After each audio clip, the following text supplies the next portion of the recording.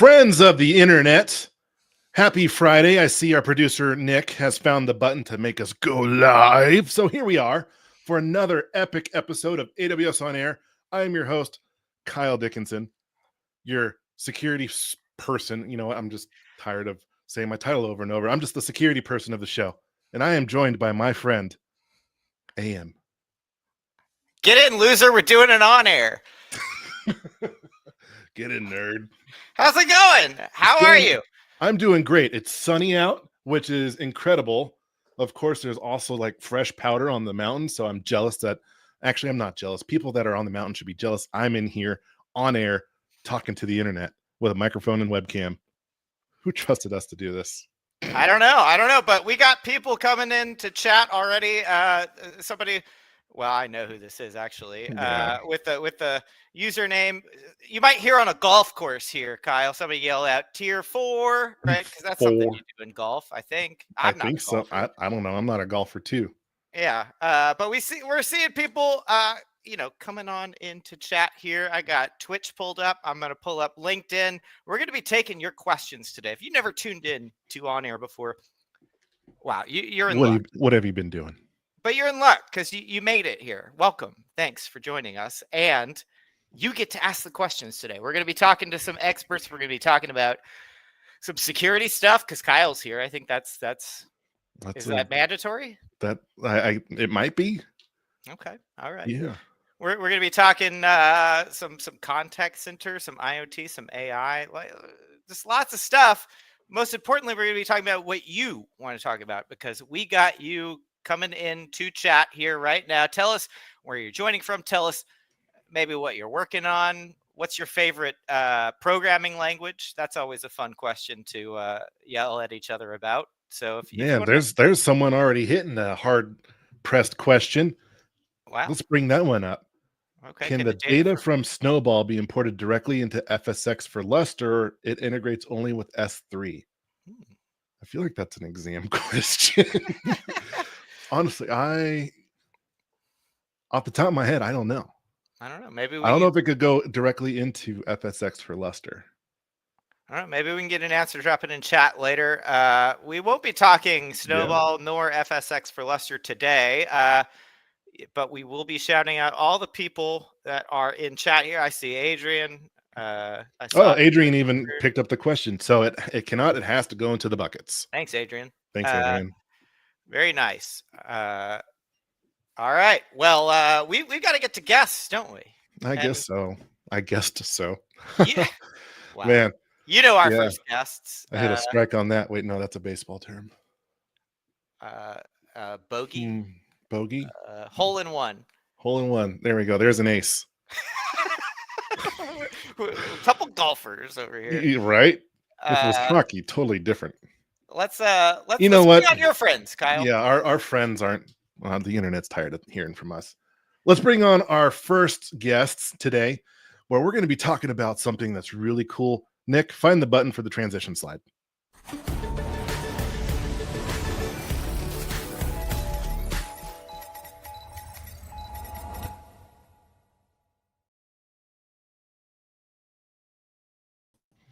Manuel and Nooms, welcome to the chaos of On Air on Friday.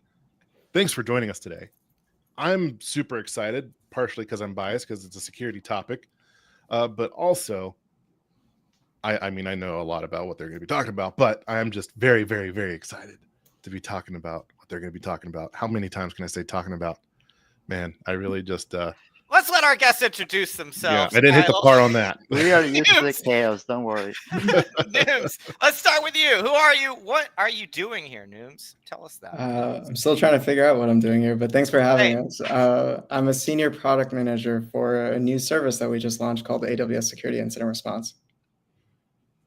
Very nice. Very nice. Manuel, I How am about you? also a product manager, so be careful. We might give you too many requirements for today. Oh, great. I'm part of the security incident response team too. Very nice. Don't worry. I was a software engineer in my life previously, so I know how to sandbag product managers. How many story points is that? Yeah. I will be sure to make the easiest requirements take at least a month. What's So the t-shirt size on that? Are we going Scrum or Agile? Yeah, I feel like I'm gonna barf.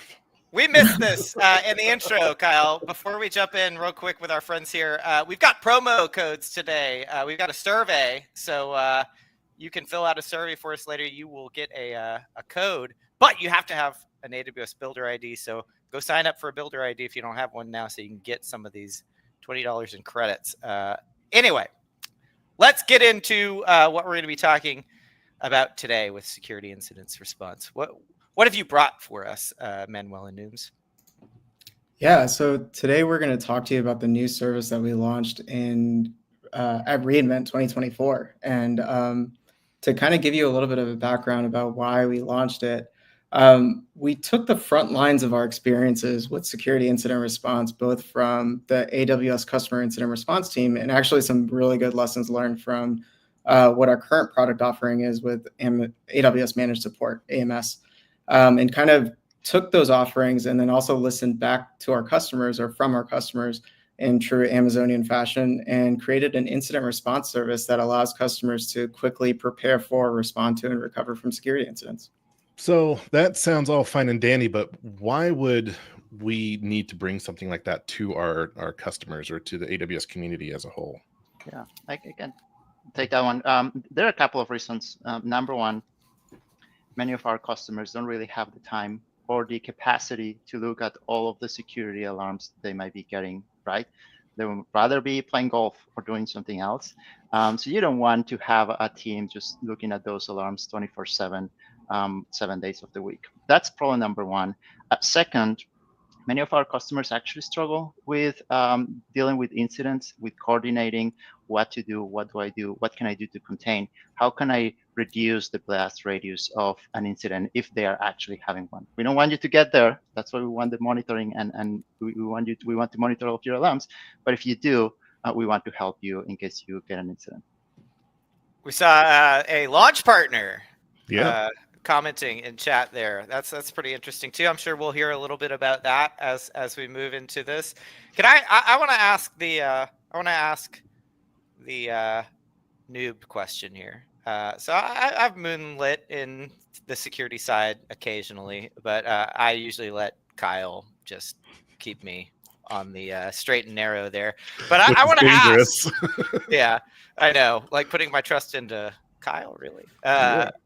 It feels weird, but I want to ask for those of us who are not, day to day living in security dashboards, dealing with incident response. I mean, I can guess at what makes these things really complex issues to deal with, but could you tell me a few of the examples of why? Like, why is there complexity in dealing with these security incidents?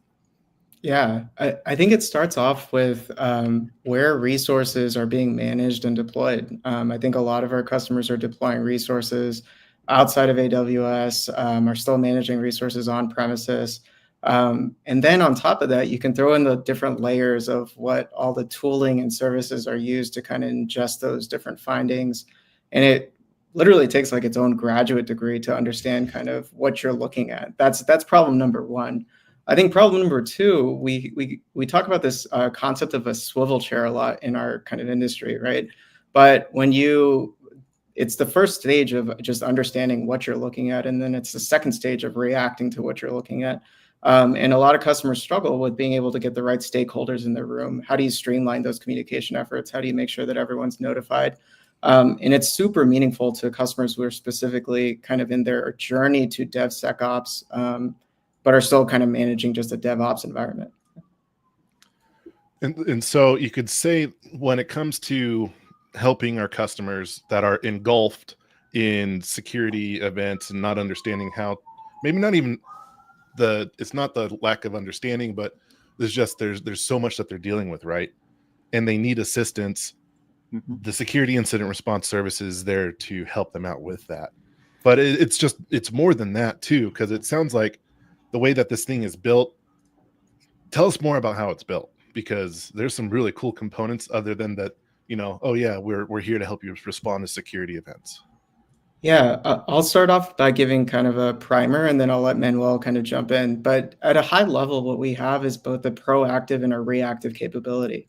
The proactive capability allows us to basically be that kind of secondary eyes on, glass, and we use technology and automation to do that as quickly as possible and escalate security events so that, like what Manuel said, you can go golf. The second aspect of it, though, is how do you get in touch with the right people at the right time? And what we have through the service is the ability for customers to access the customer incident response team, or the AWS CERT, what we like to call it. And that team is available 24/7, globally positioned, 365. And it gives our customers the ability to get the immediate security incident response support they need. Very nice. I know we're going to take a look at this. Yeah. Can we maybe pull that up and keep talking? Sure. Yeah. And Wait. actually see what Hold it's like? on. You did not just Oh, almost I start a know. demo. You know what's coming. I didn't call it that. If It's just in you've case. watched On Air before, you know what Here we go. happens before a demo. We got to do a demo dance. 10 out of 10 times it works. If we don't, we're going to do the demo dance. 60% of the time it works every time. Is that All right. the statistic? Demo dance. Wow, what's going on with my hair? Okay, let's. Your lipstick is collar. Don't bother, Angel. Sorry. Wow, I was flashback voguing to high there. school. Nims, can we pull up your screen? Can we take a look at Yeah. as we keep talking? I'm reminded of things like on the dev side, working with security, right? Like, I've often heard a lot about security, alert fatigue, things like that. I'm curious if we're going to see something addressed here about that. And, look, when I was a kid, my dad would take me out on the golf course and I would end up reading The Hobbit in the golf cart because I just was bored. And that might be maybe like how I feel about you security. read The Hobbit because you were bored? It's just not my passion area, but I know it's important. It's important to be out on the golf course with my dad, spending bonding time with him. It's important to be in these dashboards, even for developers who maybe are not as passionate about security as like Kyle and you two are. So I'm hoping to see maybe in this tool some ways to bring me in to the conversation here. Yeah, that explains a lot, by the way, in terms of what. But let's start with guard duty, and I'll kind of give the mic to Manuel to talk about like how the benefits of guard duty are tied to the service. Yeah. So, as you mentioned, we support a couple of detective tools, and guard duty is the prime example here. So guard duty is constantly looking for a threat activity on your account. So you have to be like really quickly looking at it, reacting very fast to whatever guard duty says, so you can confirm whether this is an incident or maybe it's expected behavior. You don't really have the capacity or want to do that. So that's where our automation and security incident response comes in, right? Because we ingest all of these findings and we automatically start triaging them. What does triaging mean? It means, hey, is this really worth our time? Do we really need to go and investigate? Is this really something bad happening in the account? Or, hey, this is actually expected behavior. Maybe we just need to tune guard duty so it doesn't alert us about this. A quick example is guard duty might detect some suspicious activity coming from another server of another domain. And we know, based on the knowledge that we exchange with you as a customer, that, hey, this is actually a known domain for me. So don't alert me on that. So the benefit of that is you don't have to keep looking at the dashboard. We are doing that for you. And we will only contact you whenever it's needed. So one way of showing how this actually works is that the service, so you know whether we're looking at these findings. Guard duty starts triggering findings. We start running our automation, deciding whether they are worth our time or not. And then if we realize like, hey, this is actually expected behavior, we start archiving those findings. So in this example, you can see that there are multiple findings, like 49 findings. And then in the archive findings, you've seen that the service has probably looked at its loading, but it's hundreds of other findings that we have looked, and we have decided, hey, this is expected behavior. No need to go further than that. The service also has the ability to create suppression rules so that if, going back to the previous example, if there is a domain that it's known by one of our customers, that, hey, any activity coming from this domain, it's known, is fine by me, just don't alert me about it in the future. The service also does that. So NUMS is showing here kind of the happy path, right? Like these are all the findings that we analyze. This is all the findings that we have archived because there's not an incident. But we can move into what happens when we actually detect that something is going bad. Any questions here so far?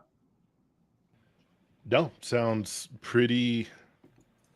Sounds like the not well. It sounds pretty. It sounds like a way to de-stress the incident responder lifestyle. Yeah, and that's what Taking we a heard from a leisurely lot of walk our on the green. customers. Yes, because this work is time consuming, right? Like, and over time, you can be the best security engineer, but like you just get fatigued. You get tired of just looking at this type of alerts. So you want to be moved more towards like a little bit of proactive work, more strategic security work, posture improvement, all of those other bigger strategy or strategic security aspects. You want your team working on that, not necessarily looking at the hundreds of alerts that can be generated on your environment. We had a question from chat, Manuel and Nooms. Yep. Is there a free tier, some sort of trial run for a given environment? We at the viewer says they have security handled by other tools, right? And they want to compare. Yeah, we don't have a free tier. However, we can discuss that. So you can definitely contact our sales teams and we can arrange something. We've done it with a few customers, but if you are going to the console, the service is going to be enabled at full price. Okay. And just to add up on that, we ingest findings from GuardDuty, of course, as we're looking at the demo, but we also ingest findings from third-party tools via Security Hub. So we have integrations with CrowdStrike, Lacework, and Tremicro. To go back to what you were saying, Manuel, one of the first things I learned as I got more into the security space was this is what you spend a lot of your time on, is prioritizing what's coming in, right? Like this is why CVEs have priority rankings and things like that, because you just can't address everything that's out there, right? You can't. Some things don't have remediations, right? Some things are out there without the capability to remediate. Yeah, and we learned that too, by the way. As Num was mentioned, this is a result of years of investment from AMS and the CERT team. What we learned is like if we wanted to look at all of the alerts that our customers receive, we'll probably have to hire all the security engineers in the world. So we don't have that type of a budget, of course, and we don't want to do that. So what we do is we leverage automations a lot. So over the years, we have learned, okay, what are the tasks that our security engineers execute to determine whether this alert is a possible incident or is definitely expected behavior. So that is what's happening behind the scenes on security incident response. You can see that here we're looking at the dashboard, the membership in this account. Of course, we have enabled the proactive response. Let's take a look at what happens when we actually detect something. So for this, the purpose of this demo, we came up with a fake incident, right? So in this case, one of the hundreds of alarms that we receive, we determined that, hey, this might actually be a real incident. There must be something going on. So the service creates an incident to you as a customer. We receive an email notification. Noms is going to talk a little bit more about all of the cases and all of that. But at this point, just to close out what happens, you can communicate with our security engineers. We can also execute some containment actions on your behalf. So if you are, again, in the middle of a golf course, not close to your laptop, and you definitely need us to help you contain this incident so it doesn't get worse, we can also do that on your behalf. I would have already had my laptop if I was forced to be on a golf. There you go. Yeah. Because I would not be playing golf. Yeah. And actually, so bringing back, AM, where'd you go? Your head's behind the comment. The comment's more important than me. So another comment we're in the middle of shutting down some AWS security stuff like Security Hub in favor of other similar third-party tools, but it seems like security is now being centralized in AWS. Glad I caught this live. That's awesome. Glad to hear that. I mean, if you also have more questions about this, these are the two to ask. AM and I, we're just the face. This is the brains. Like in between AM and Kyle, the brains exist in this sandwich. I tried to think of a golf term, didn't work out. So Noms, why don't you show us now how the console actually works with cases, all of the other features, because it's not only about contacting a security expert and creating and detecting things. There are other benefits that we provide in the console. Yeah, thanks for teeing that up. So like Manuel said, there's kind of different flavors of how this service gets then used by our customers or consumed by our customers. One is the fact that we'll proactively escalate a case to you, but like Manuel said, one of the things that we do provide too is the reactive capability of you triggering an incident and then you being able to self-manage that internally within your own security teams or partners. Someone in the chat had mentioned that there's a partner live with us as well. So one of the things that we did with the service, which was new and new for AWS, is that we launched a partner program. So we have 13 partners that we're working with alongside this service to provide co-incident response support. One of the things that we really value and kind of tout constantly is security incident response is a team sport. So, and given that our customers are deploying resources both inside and outside of AWS, we use our partners to be able to make sure that customers feel like they're getting the end-to-end support that they need. Yeah, and so I'm going to interrupt yeah. you. That's what I'm really good at, actually. That's why I'm here. Good, so good, we have good. a question in the So chat. shy. Partners, you What say, do you mean, Kyle? can we get that list somewhere? Nick, where are you? Bring the comment up. Gosh, can't trust this guy with anything, not even buttons to click. All right, partners, you say? Yeah, we can get that list to you. Yeah, Awesome. for sure. It's on our product service page, but we'll make sure to give you pull guys that link up. I got you. Got you. Thank you, sir. Yeah. So like Manuel was saying, let's assume that we are kind of communicating on this case back and forth. Manuel's golfing, but I could say, hey, security engineer here, if I can spell properly. See, you should have done the demo dance. I know. I'm sorry.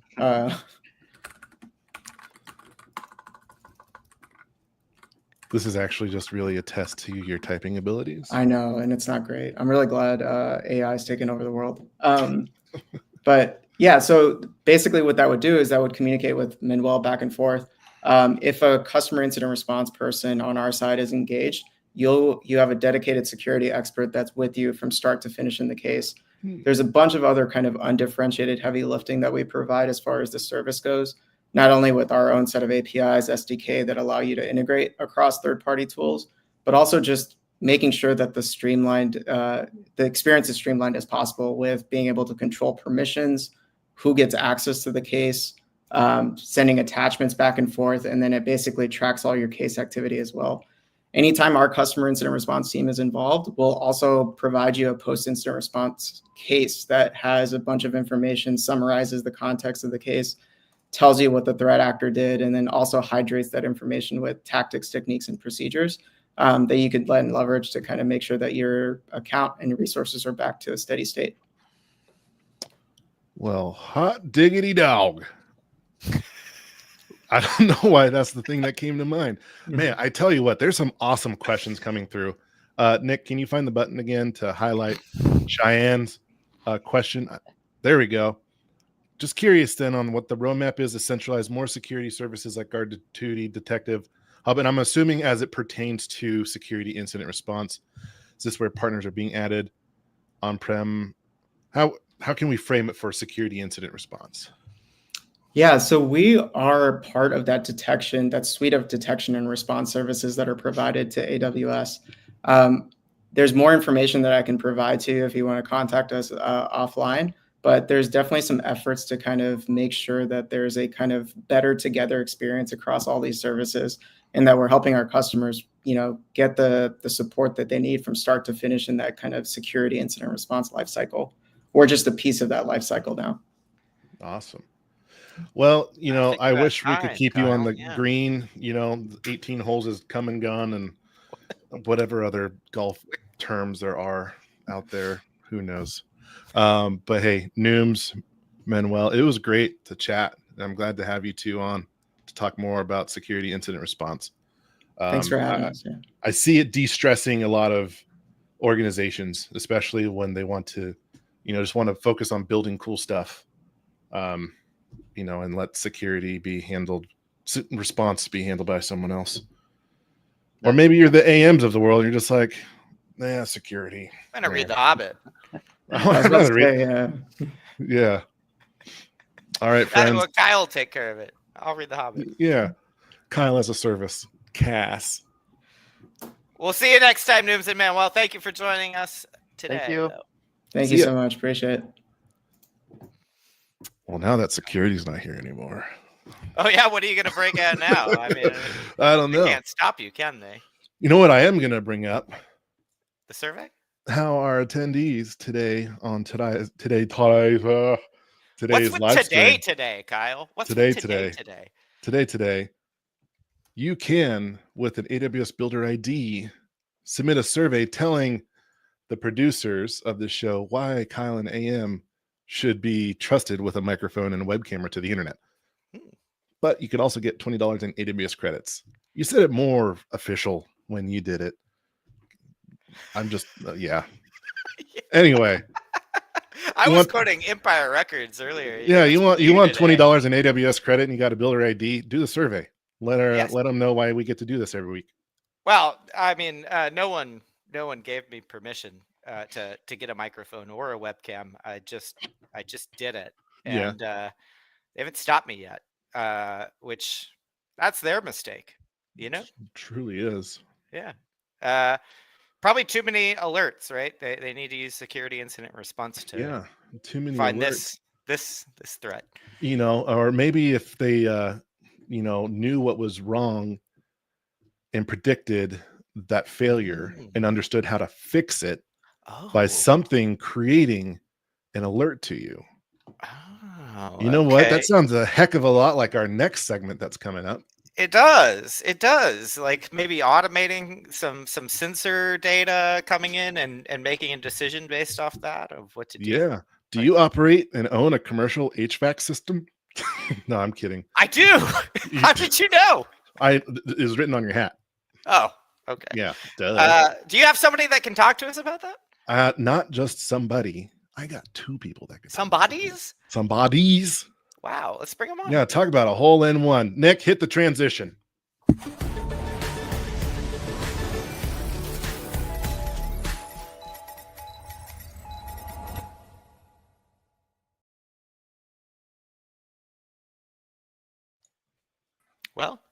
Well, there our friends. You got half of it right, Nick. DC and Judith, welcome to the show. How's it going? Oh, it's time to publicly shame somebody. Uh-oh. We got some mute buttons on. Somebody's got their mute button on. We're not going to say who. DC. There we go. There we go. Can you hear me now? The club couldn't handle them, so they're like, you know what? We're going to mute them for now because it's hot up here in the streets. Well, let's start with you, Judith. Please introduce yourself for the audience. Sure. Yeah, we are very excited to be here. I am Judith Joseph. I'm a solutions architect with AWS. And I have my colleague here, DC. Hi, I'm another solutions architect based out of San Diego. The weather is very nice here. Great. You've got a friend in chat already he's already gassing you up. Yeah, named Todd. I believe Todd is out there. Todd is how you joined us today, I believe, right? Yeah, there you go. So you got to say hi to Todd. Hi, Todd. Hi, Todd. All right, Internet, say hi, Todd. Yeah, everybody say hello to Todd. All right, so we're going to be talking about there. Thank you, Internet. I appreciate that. We're going to be talking about managing IoT equipment. Yeah, and let's get into this around. Like, what are the issues that arise? I've never managed IoT equipment at scale, if you can believe that. You probably can't. You probably look at me and like, that guy's managing all kinds of IoT. Yeah, he definitely swings a wrench around a lot. Definitely works, on heavy machinery. Yes, this is a thinker's body. Anyway, yeah. So, what goes into managing IoT equipment? Like, what makes that difficult? Scaling, because so before that, right, I also wanted to give a quick experience. I wanted to share a personal experience that I had. So it was the summer of 2022. It was really hot and the air conditioner unit at the house broke down. So as you all know, the next step is to call customer service. I called them, and you would be familiar with high volume calls. So I was on wait, and then finally somebody talked to me, got all the details, transferred to technical support, and then technical support went through some troubleshooting steps, and midway the call got disconnected, and I realized I didn't get a ticket ID. Sorry if I start breaking out in cold sweats because this is like bringing back the darkest memories. That was Due to very high call volume, please hold. Your hold time is now 65 minutes. Yeah, that was actually true. That was true because I think many people were facing the same issue. So I called technical support again, and we went through the whole process again. At the end of which they said, "We are going to send a field service technician to your place." I said, "Oh, that's great. So when is that going to be? In 3 days." Oh, okay. So in 3 days, it's going to be resolved, right? They said, "We don't know what the issue is. So when he comes over there, he'll troubleshoot and he will give you a better estimate, right?" So 3 days goes by, and then he comes in and he takes a lot of time to troubleshoot. And he says, "Oh, I think I have narrowed it down to two issues. It could be the capacitor or it could be the drain pump." I said, "Oh, okay. So when do we get that resolved?" Right? He said, I need to order the parts and they come in like in 7 days. So I have a question for you. Oh, God. Was my customer experience positive, do you think, at this point? I think someone in the chat already kind of answered that. Please hold until summers are over for the next available agent. Okay. Yeah, it was not a good experience, but I could tell that the company was, and the field technicians, they were doing all that they can to get it resolved, right? I'm sure they're frustrated by these types of situations too, that they have to go out, they don't know anything ahead of time, right? Like, I wish I could tell them over the phone that it's the capacitor, and I clearly know what that is on an AC unit. Obviously, my expertise is AC units, but no, I don't, and so I can't give them any of that information. So you're saying there might be a solution to this? Exactly. And you nailed it, right? So from the OEM, original equipment manufacturer side, what are the challenges they are facing, right? The turnover in their contact center is really high.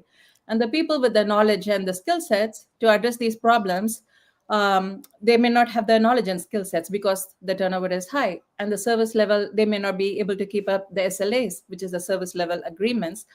And most of the time they send a truck, for example, field service technicians there, and up to 20% of that is unwarranted. They either resolve the issue in subsequent trips or they may not, right? And added to that, there is new product innovation, right? So this is a very dynamically changing field.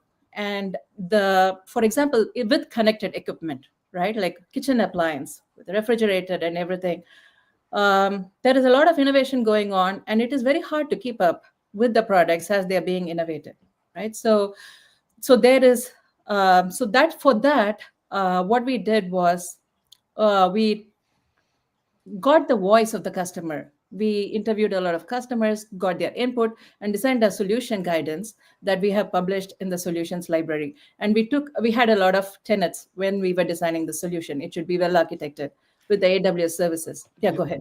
Can I ask you real quick, and this is for you, Todd, as well.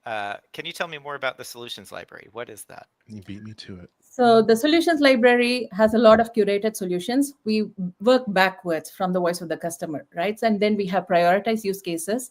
And we have many different products in the solutions library. So there are capital S solutions, which are worked by engineering teams, and these are production ready. Security is taken care of. So there are the solutions. And then we also have guidance, which can be used for POCs, demos, so on. So each guidance will have an architecture diagram, well-architected pillars that explain why we made the design considerations and chose the services for that particular problem we are addressing. And it also has a sample code. Can we look at the one? I know you've got a diagram, as you said, contained for the. Can we take a look at the diagram for the solution we're going to talk about today? Sure. I'm sharing my screen. Nick, find the button.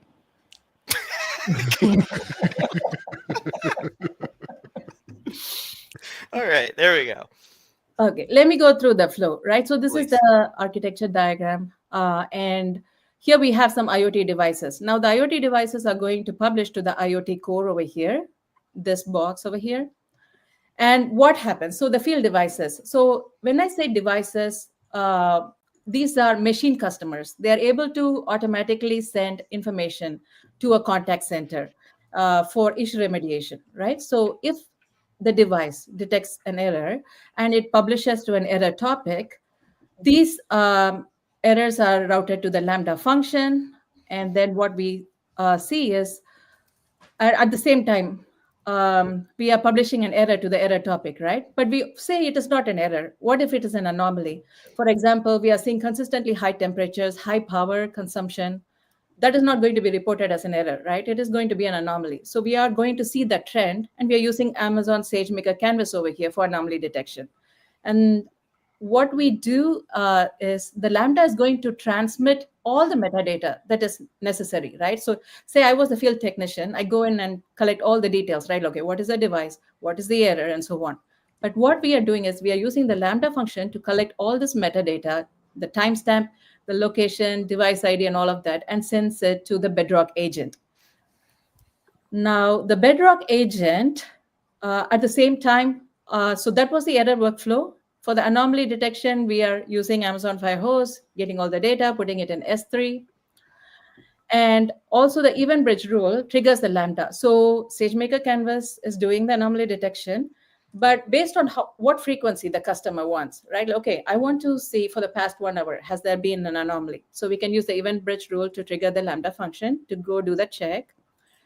And the Bedrock agent, I really love Amazon Bedrock agent because it makes the orchestration and it performs tasks perfectly. You give the instructions and it performs the tasks, right? So it receives the input from the Lambda function and it takes the appropriate actions. In our case, what is an appropriate action, right? So the agent is going to query a Q&A bot solution, like I had mentioned previously, right? Right. Q&A bot is a RAG-based solution, retrieval augmented solution, where you query and get answers from different knowledge bases. So it could be OpenSearch, it could be Kendra, it could be knowledge bases that come with Amazon Bedrock. So we get all that information, right? So Bedrock is sending the error information to Q&A bot. We get the result. And what it does next is it's going to create a ticket with the contact center. Yep. In this case, So, uh-huh. sorry to interrupt. Again, that's why they hired me, I guess. So this is a lot of information. I'm getting called out in chat. Actually, I'm more of a pop-up pictures attention. kind of person, hands-on. We have this in a working environment. Like we could demo this, right? Yep. Let's see it Awesome. working. How to demo it? Do you know what we need to do? Yep, DC. Yeah. No. We need Nick, to do a demo dance. I need to share my screen. Do the We're magic. demo dancing for you. Okay. Kyle is more powerful at this than I am. Cool. All So right, the I demo dance been performed. we discussed about two different flows, right? One is you are getting the normal telemetry data. And then in case a device has an issue, it is like smart enough, it can like say like, hey, I'm in error state, take necessary actions. Now, when you are getting the normal telemetry data, it may seem normal, but there may be some anomaly, which is not in that error level.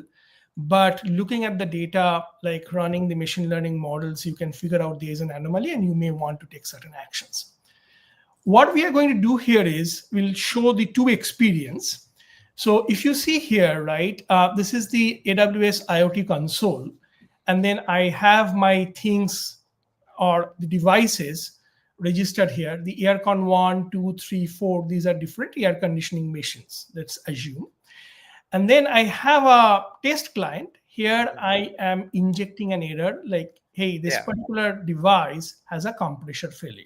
Right. So MQTT is a protocol, and the IoT devices speak that protocol and send sensor data over that to this right here. Is that perfect? Okay. Cool. Now, as this error being triggered, Judith was talking about like, hey, there are certain actions that will be taken care by Bedrock agent. It will do the magic, the orchestration. So what it does, it first looks at the knowledge base. So this is a sample knowledge base we created, like, hey, these are different error codes. And for these error codes, you take certain actions, right?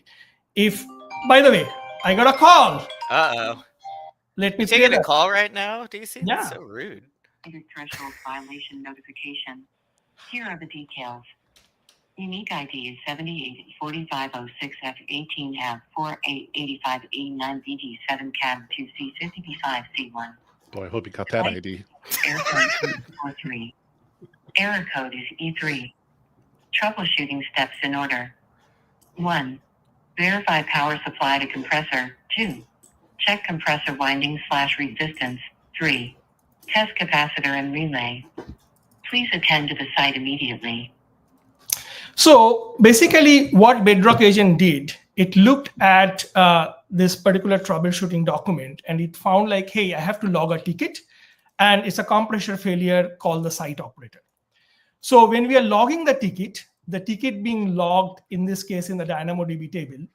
So this is my DynamoDB table where this is the Q&A bot device error. And if I see for AirCon 3, this particular ticket being logged. Now we are using unique ID as the ticket ID. In real life scenario, we'll probably have a smaller number so that when you get a call, you understand what it is. But you also get an email. So that way you can basically see what kind of like error it is, the unique ID or the ticket ID, which device is say having the fault, so on and so forth. And then you can always go back to your say database. In this case, it's a DynamoDB. You can have a front end and you can see like what's going on with the device. This is one flow. We said like there is another flow, which is like you're getting the normal telemetry data, but then in the telemetry, there is some anomaly. So let's look at the knowledge base once again. So in case of anomaly, right, typically here we are basically error coding it with letter W, which is warning. And then in this case, it's a high electricity consumption. And then it has a troubleshooting steps and whatever action that you need to take. So do you see this like in our example here? This might be, you detected a fault earlier, right? You know, action needs to be taken immediately to go fix whatever happened. When you detect an anomaly, you don't necessarily know that a fault has happened. You just know that something is strange and it warrants more investigation and maybe some follow-up, right? Exactly. Okay. Exactly. So in that scenario, first thing what you want to probably figure out, like, hey, where is this device located? Like, what's going on? Can you tell me a little more about the device? And then I can see what's the issue. So this is the chat bot, and this Q&A bot, the chat bot, it is interacting with the different knowledge bases as well as the Bedrock agent. And here I can go and say like, hey, I got an anomaly for a device AirCon 1. Can you tell me? Sorry. This is the stream today where we challenge people to type live. I think, Kyle, this has been a recurring theme here. I'm just thinking about how I disagree that the first thing to do is be turn down the thermostat. Okay, next one I'll not time. Don't touch the thermostat.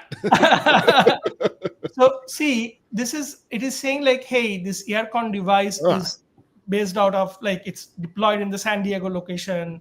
John Doe is the site owner, and I know like what action, like if I have to make a call to the site owner and take an action, I can do that. Now I can also go ahead and ask a question like, hey, can you tell me little bit about this anomaly? So in this case, like I'm giving the unique ID or the ticket ID and the device name and say like, hey, tell me the details. What is happening behind the scene? That's where I want to show you the agent. So in the agent, we have given the instructions like if you get certain things, you take actions based on that.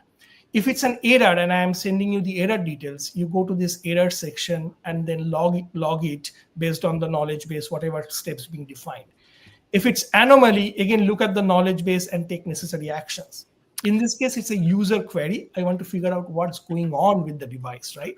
So this is sorry to cut you off, DC. This is what Judith was showing us in the diagram earlier, where the prompt gets entered, but then also through Bedrock knowledge bases, it can query about data that is like happening as these IoT sensors are sending in data and things like that. Right? Exactly.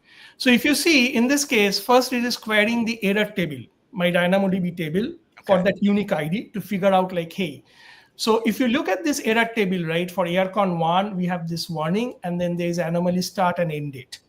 So it is picking up that start date and end date, and then it is looking at the telemetry data, which is in the data lake, to find the telemetry for that time window. It is also looking at the knowledge base and figuring out like what are the different troubleshooting steps, what can be the reasons for like this particular anomaly. And then if a dashboard is available, so it is also pulling out that dashboard and responding back to the user. So if you see, it has responded, right? Hey, this is error code W1. It's an HVAC system. These are few of the things that may have caused the issue. Adjust the thermostat, blah, blah, blah. It also gives you a summary of the telemetry data. Like say between this time to this time, I see the wattage has increased from 1,000 and 1,400. So typically to maintain the temperature, which is like we have set the set point as 24 degrees centigrade for the like internal room temperature, you probably will be consuming around 800 to 1,000 wattage. So during this time window, it went up, which is an anomaly. And see, this is a nice telemetry dashboard. Let's click on that. It is basically pulling up the QuickSight dashboard. And these are parameterized, right? So you are basically sending those parameters based on your like anomaly start date and end date. So agent talking to the Lambda, and Lambda is sending this and then pulling up this dashboard. And as you can see, the green line, it is basically the set point, which is 24 degrees centigrade. The dark blue line is the room temperature, which is ranging between say 24, 26, which is fine. Outside temperature is the blue, sky blue line ranging between 40 to 50. But if you look at the red line, right, that's where the wattage increased during that window. And it's on the, say, y-axis on the right side. And it's above 1,200 wattage at certain points, right, which triggered this anomaly. Are we sure the anomaly isn't that it's set to 75 degrees? It can be like if for some reason your room temperature is increasing very high and it is not able to bring it down to the set point, it can be an anomaly as well, right? That's that San Diego weather, DC. That's the San Diego weather. By the way, these temperatures are in degrees centigrade. Yeah. Fahrenheit you were talking about. Sorry, I missed it. I was going to say it's unfortunate that we'll never know what the temperature was because there's no way of knowing what Celsius is. We just don't know. We don't have the technology to know Celsius. We only know Fahrenheit here because Kyle and I are based in the U.S. That's the only measurement. No, this is incredible, and we've got about 1 minute left. DC and Judith, I want to give you both an opportunity to talk to the audience before you have to leave us about the solutions library. I think this is really like a great example of what's out there in the solutions library. But for anybody watching, why should they go to the solutions library right now, which they should? But tell us why they should and what can they expect to find. What are some other cool things that you would love to highlight from the solutions library? So there are many solutions, right? They are arranged by domains, technical domains, by industries, and these are popular use cases. And this particular solution, right, DC showed it for a residential unit. Now, if you think big, what about the industrial unit, right? There are pumps, robots. So you extend the use case, the workflow is the same, and so you can build on top of this. I love it. Everything's pre-built for you, and then you can extend it however you need. That's powerful. Well, thank you both for joining us. We really appreciate you being here. Yeah, glad to be here. Thank you. All right. Thank you. Hope to see you again soon. And I believe, Kyle, we are transitioning to our repost segment. Yeah. Do we want to remind people about the survey before we jump over there? Whether you're at a conference with a croissant, here's a survey you could take. $20 in AWS credit with a valid AWS Builder ID. Let them know why they give us microphones. No, they didn't give us microphones and They didn't. cameras. We already covered this. This is personal. I teed you up there. You did. Did I shank it? You talk about a hole in one. I had to move the flag out of the cup, Out of the goal. out of the goalpost. Yeah, we keep moving the goalposts. All right, friend. Well, don't move. I almost said don't stick around. Don't move. Stick around. Because AM and I will be back, but not before you hear from our friends with AWS Repost. Yeah, Nick, find the button.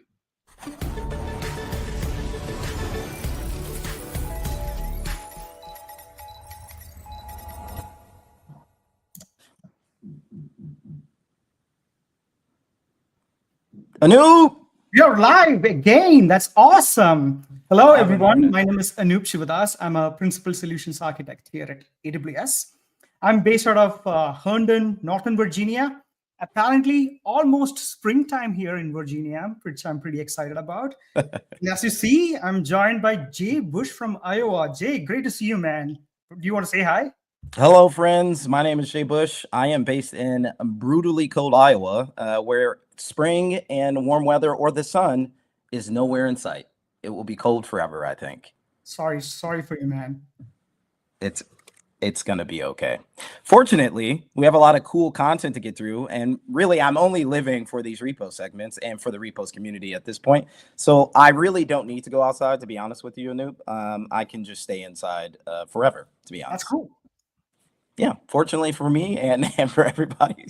So Anoop and I are Repost contributors, and if you've never heard of Repost, then shame on you.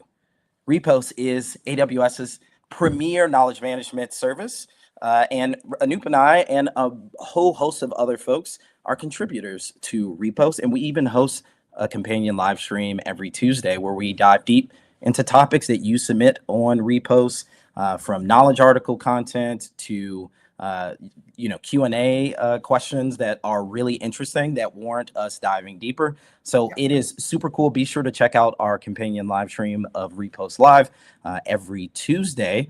And who knows? I mean, a question that you post or something that is really engaging could be the topic of our next show, right? So be sure to head over to there to repost.aws, and you can get signed up with an AWS account ID or a builder ID.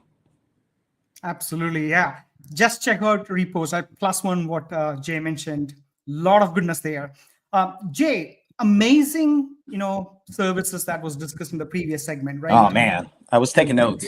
Yeah, security, incident response, and intelligent AI or contact center with Bedrock agents, knowledge bases. Awesome. So I guess we have a lot of questions we are getting from Repost around some of the security incident response aspects, right? Should we jump into that? Yeah. Let's do. I'll do my screen thing. I pulled a few questions from Repost and specifically around the security items. And if you're just joining the show, we announced a new service around security incident response back at reInvent. I know Anoop, myself, our colleague Stephen Heverin covered that on Repost, as well as earlier in today's show. But the security incident response service is really aimed at helping customers to detect, respond, and recover from incidents a lot easier, perhaps, or to streamline that process. So how does security and security notification kind of look today? I pulled this question to Anoop because oddly enough, it's kind of a common question. What happens if this occurs? The Leon is the user that submitted this question, and our esteemed community out there went on to answer it promptly, letting him know that through personal health dashboards or AWS Health, typically most customers will get operational items through those avenues today. But I think the cool thing about the new security incident and response service is you can enable proactive triaging and proactive responses to these type of events, right? Which in the event of a security incident, Anoop, seconds, every second matters, right? Whether it's an account takeover or some sort of ransomware attack, the moment that pager goes off, and I've been in this scenario, your heart starts thumping, you're up to 200 beats a minute, and every second matters. So I think, the security incident response service and the proactive nature and its integration with other security services like Security Hub and Guard Duty, et cetera, really help to bring that kind of mean time to detection and mean time to resolution down for customers, right? Which is, I think, super cool. Yeah, I mean, that integration with our customer incident response team, that is amazing, right? Having the right permissions as well, you can pretty much control the whole thing. That's super awesome in my mind. And I love the fact that it integrates with Security Hub, and there is scope for our partner services too, right? Partner, suite of security services, which is so awesome in my mind. Yeah, absolutely. Absolutely. Let's get to another question quick. Yeah. Because naturally, acronyms in the world of IT, we all are bombarded with them. So someone naturally asks, what's the difference between this new security incident response service and this other thing I heard about, incident detection and response? And, the quick TLDR on this is incident detection and response, or IDR as we call it internally, is really meant for your workloads that are really mission critical, whereas security incident response is explicit to security detection and response. I think that's probably the easiest way that I can detail it, Anoop. If you have any type of workload, IDR is a really great service for you to streamline, again, some of those same mean time to detection and mean time resolution metrics, whereas the security service is really meant to those ransomware, those really mission critical security scenarios. Yeah, absolutely agree with you. I think both applies, but again, if you want to really triage and have that close integration with our customer incident response team and whatnot, that's where the second service really shines, right? Awesome. Hey, so we had another exciting topic in the previous segment, right, Jay? I was actually mind blown by the demo. How seamless that was, how easy that was to kind of integrate. And I love the fact that it's integrated with Bedrock agents and knowledge bases. So that experience is pretty amazing and seamless, right? As Judith was mentioning, right, one of the key takeaways for me was, how you can pretty much like apply that service or solution per se across multiple industries, right? I support engineering, construction, real estate customers all the time, every day in my life. And I definitely see just going and talking to them on Monday about the goodness there. And it's not just that vertical, right? It's beyond that, right? You can think about many use cases where you can just take these, solution and then just plug and play with, Connect or your contact center solution or wherever it matters, right? It's pretty amazing for sure. And from repost, right, as you kind of were showing, we get a lot of questions on repost about, solutions and services and whatnot. Since this is kind of a brand new solution, I would say, we don't have any questions, right? So we're going to have some fun thing going on next. What I'm planning to do next is I'm just going to ask a question about that particular, solution, right? So let's have a very interactive discussion with the community, right? So I'm actually going to repost now live, right? So as you see here, repost is a platform where you can ask questions. There are knowledge center articles. There are articles which goes to a particular topic, etc. So I'm actually going to ask a question here, saying, "Oops." We may have to hurry and post. I also would ask the audience, hey, post a question on repost. Yeah, if it absolutely. Doesn't get answered, post a question. If you have questions on that, guidance solution, right? Just ask question. And as Jay mentioned, you never know. We'll discuss that question in the next episode for sure, right? So I'm actually going to ask this question around integrating IoT devices and AI-driven workflows, right? How can integrating IoT devices and the AI-driven workflows into contact center systems enhance the customer experience? What are some of the considerations you need to kind of think about, right, when you kind of build such a system or solution, right? So I'm actually going to post this question, right? What I would love from the audience here is just interact with the question, share your perspective. As you answer these questions, you're going to get some badges and cool points and whatnot, and you just mature in the platform. And if you have new questions, let us know, and we will answer this for sure for you all, right? I'm going to post these questions. Let me need a couple tags, and then probably I'll just say Bedrock because I love Bedrock here, and then I'm going to post this question, right? Go out there and find Anoop's question, and if If you're curious when we'll be back on, go out and follow the Repost Live tag on Repost. Otherwise, again, go ahead, go out to repost.aws with your builder ID or your account ID and get signed up. Anoop, this is always a blast, man. It's always a blast. Yeah. High five. Happy building.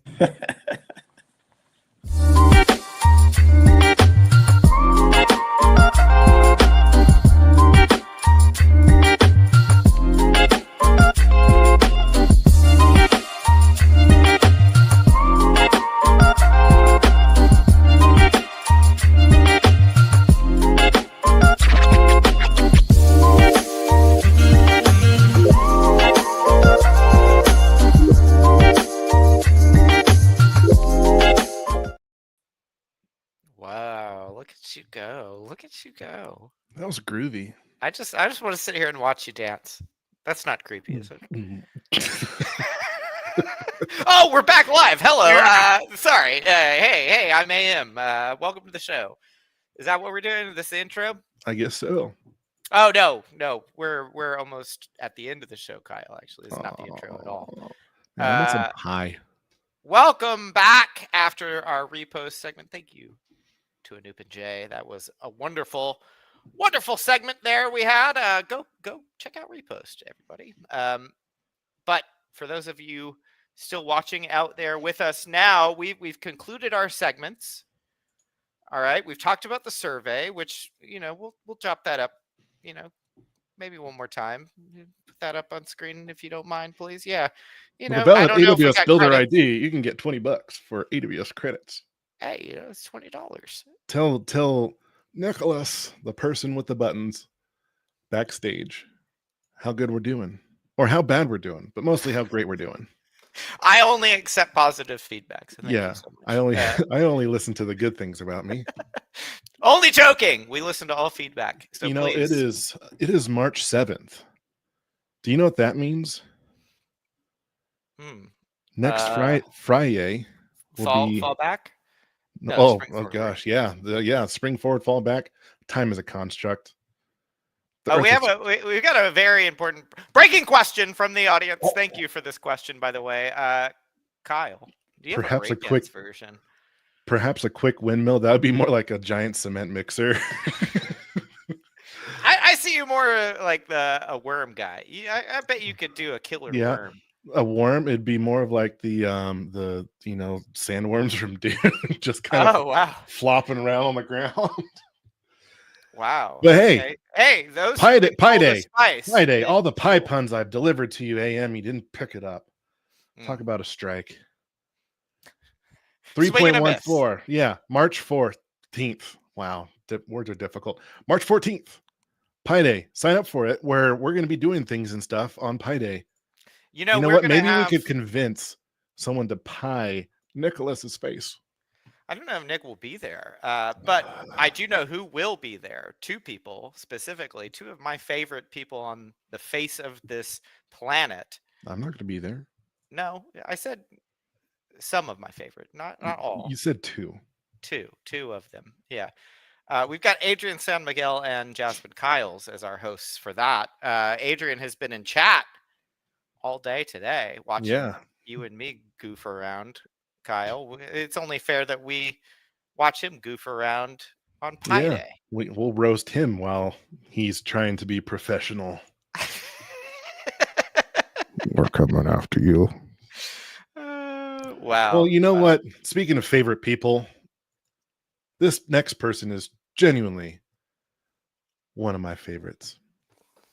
I'm already here. I'm talking about the one, the only, always imitated, never duplicated. Still me. Jeff Barr.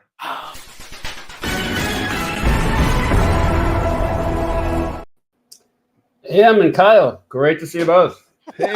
Wow, you're coming out strong here. You're coming in hot with the dog.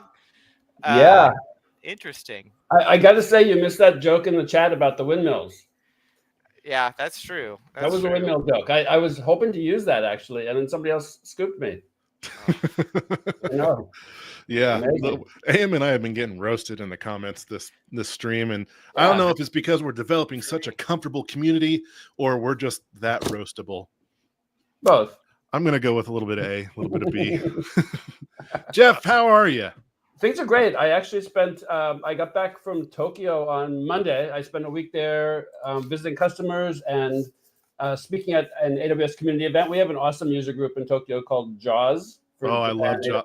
JAWS. Those folks are great. Yeah, so I got to speak at their JAWS Days 2025, which was a blast because I spoke at the initial JAWS event in 2010.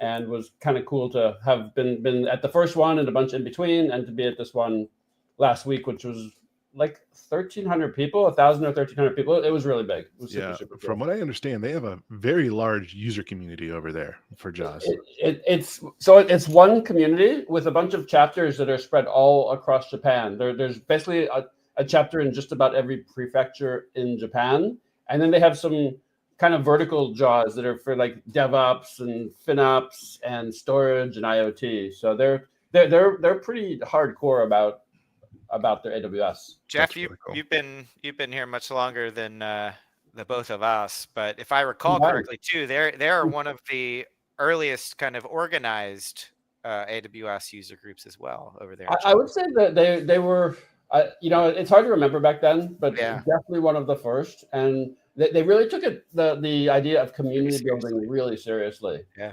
It takes a lot to put a user group together. And one of the things I think that they figured out early on was that it's somewhat of a thankless job. So the organizers actually, they have a defined rotation model that you get to be the organizer and put the meetings and events together. They give you basically a fixed term. And then at the end, a next generation of folks steps in so you don't burn people out. Oh, that's cool.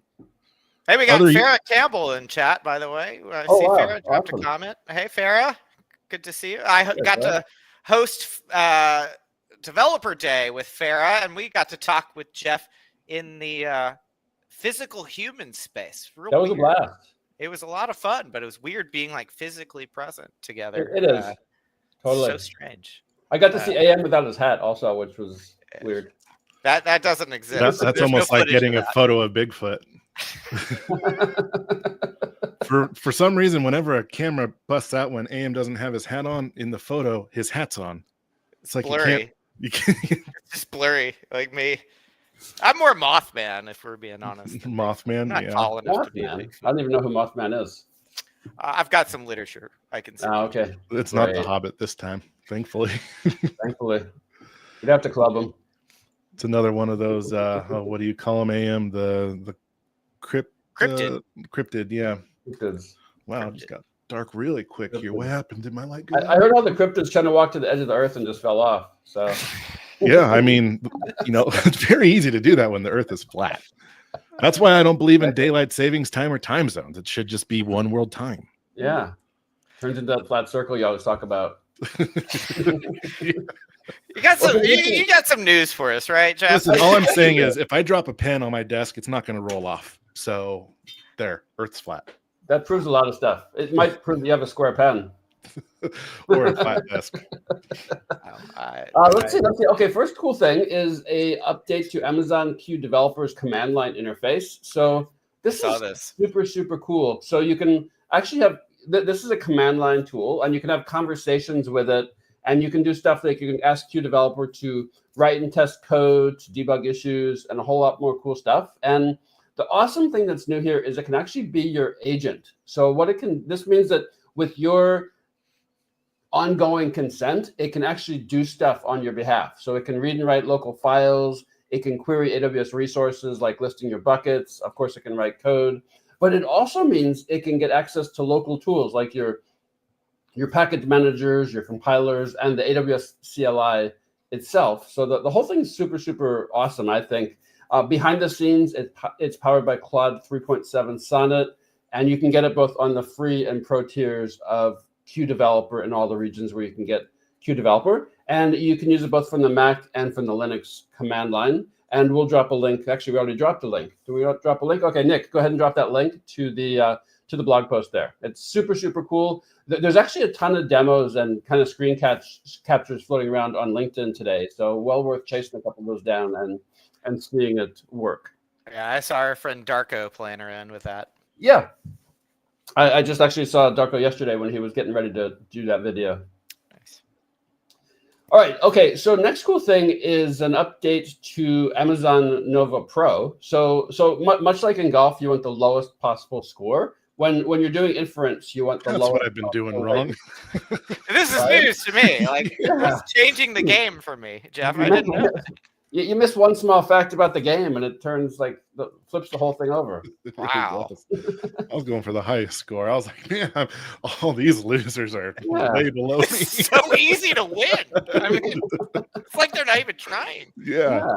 So much like golf scores, you want latency to be as low as possible when you're doing AI inference. And so Nova Pro is one of our coolest and newest models. You can get to it through Bedrock. And one of the awesome things about Nova Pro is it's designed for understanding. So like text and financial documents and images, and also awesome for generating creative content.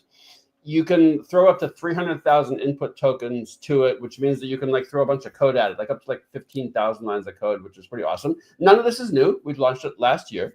But what is new is we now have a preview of something called latency optimized inference. So you can get faster response times for your interactive application. So if you're using it as some kind of a coding tool or part of a coding tool, you're going to get faster responses, which is always, lower is always better. So we're going to drop a link to that what's new in the chat as well. I think we've got it right now. It's a preview. So we've got 3 regions, Oregon, Virginia, and Ohio. And also kind of not quite latency, but kind of sort of latency.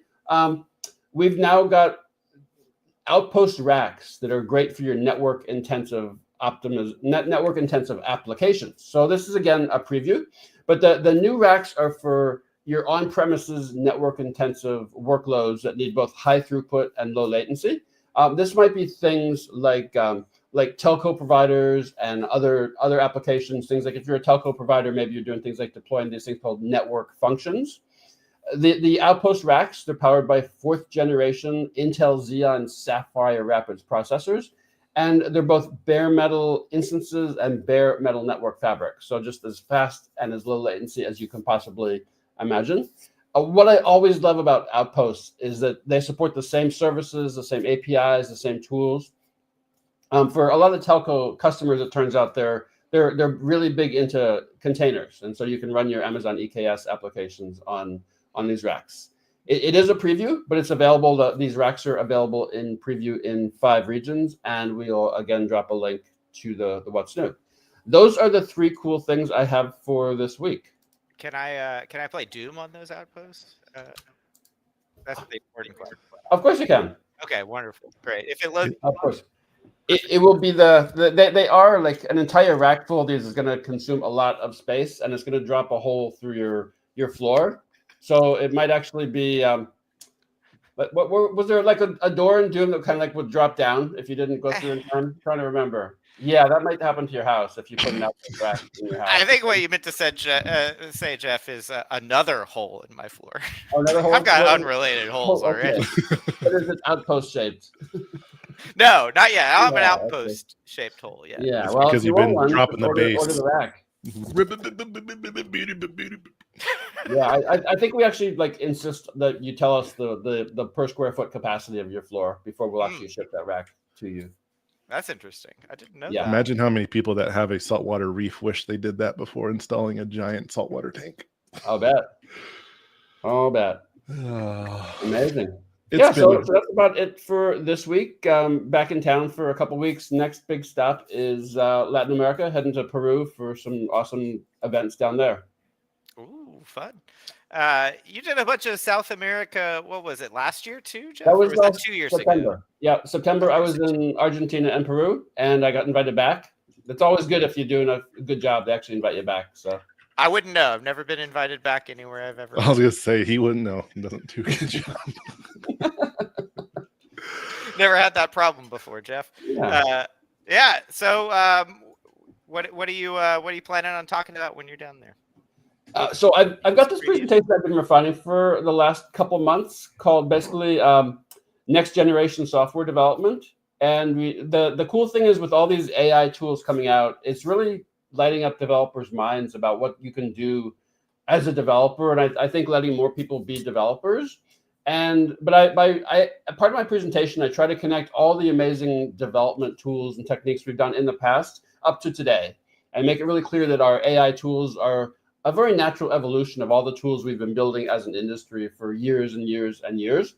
And that it goes across really well because there's kind of equal parts excitement and uncertainty when we show these awesome tools, because you show developers these amazing tools that build something really cool, and they're like, what's my role in all of this? And making really clear that they still actually do have an important role. Oh yeah, is part of what I like to do. That sounds exciting. I think they're in for a treat. I hope so. Thanks for giving us the preview. We have to get out of here, unfortunately, but we do have some score tallying. What do you do in golf where you put down you get the highest goals? Cheating, I think that's called. You have a little piece of paper and you write down. You need a little tiny pencil. Yeah. I need the tiny pencil to write down. First off, if you're still watching, please take the survey. We really appreciate you taking the survey because it helps us shape the content that we bring to you. Yeah, let's bring up the golfing dog again. There's my golfing dog. Is that was that generated with Nova? Of course it was, and I didn't think to do it until like 40 seconds before you put me on live, so I didn't have to iterate on it. But blame Nick. He's been button happy today. You use that latency intensive feature, right, with Nova to get it out in those 40 seconds. There's a reason why Jeff knows that a rack of Outposts will put a hole in the floor. He learns by experience. That's right. So if you enjoyed this show, we do this every Friday, same time, 12 p.m. Pacific. If you didn't enjoy this show, this is a completely different show. This is not. Come back again next week. Yeah. Well, you can come back next week because there will be different hosts. Come back for Pi Day next week. There will still be Jeff Barr here, but there will be different hosts if you didn't like Kyle and me, which shame on you if you didn't. Yeah. We're both very lovely people, you know. I'm a people person. That's right. And as Jeff just slipped in there too, be sure to tune in for Pi Day as well. Yeah.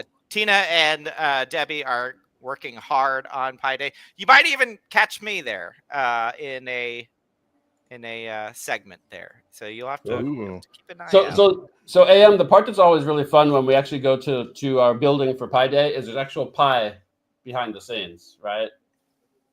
I guess Tina and Debbie will have to let you in on if that's going to happen or not. Let's just be clear that it's happened in years past. So we demand pie.